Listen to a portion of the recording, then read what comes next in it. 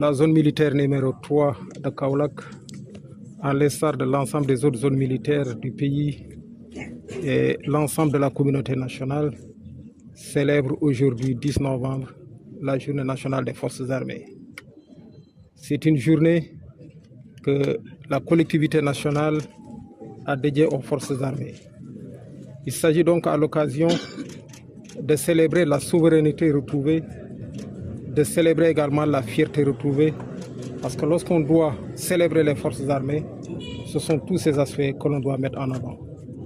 Il s'agit également à l'occasion, la nation reconnaissante, de célébrer les forces de défense et de sécurité, en ce sens que ceux-là qui ont fait le choix de servir dans ces forces de défense et de sécurité ne sont mus que par ce devoir d'être à la disposition de la communauté nationale, d'être à la disposition de la République pour défendre ce que nous avons le plus cher, à savoir notre intégrité territoriale et notre intégrité nationale.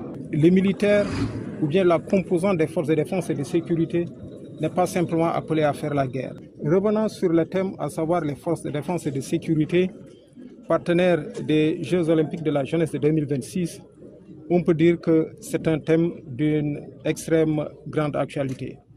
Parce que lorsqu'on parle des forces de défense et de sécurité comme partenaires, cela signifie quoi? Cela signifie que dans un premier temps, les forces armées vont s'engager dans le sens de préserver la sécurité dans le cadre de l'organisation de ces Jeux.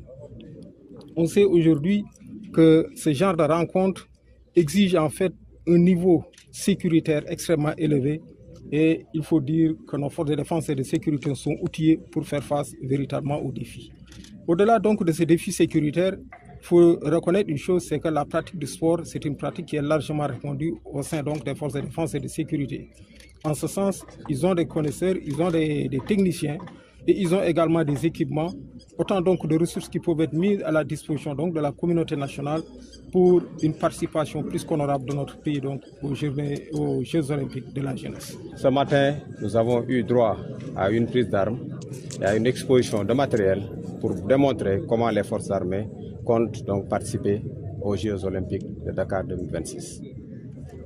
Le thème met en exergue l'engagement des forces armées pour la sécurisation de ce grand événement, donc, qui, je rappelle bien, aura pour la première fois donc, sur le sol africain à Dakar du 31 octobre au 13 novembre 2026.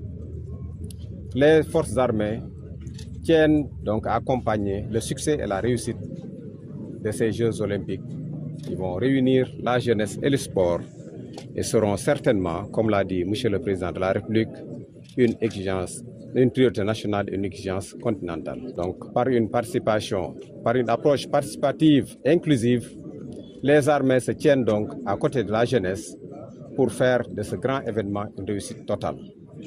Et je voudrais donc, par cette même occasion, inviter la jeunesse du Sénégal à profiter de l'organisation de ce grand événement pour s'inspirer davantage donc, dans les domaines de montage, d'organisation et surtout de conduite de grands événements de quelque nature que ce soit. Ici à Kaolack, nous avons eu la chance donc d'avoir toutes les forces de défense et de sécurité, la population et l'ensemble des autorités administratives qui ont répondu présentes à notre invitation. Et c'est ça donc qui fait que cette journée-là est d'une extrême importance pour nous autres militaires, gendarmes, policiers, agents des eaux et forêts et autres agents des forces de défense et de sécurité.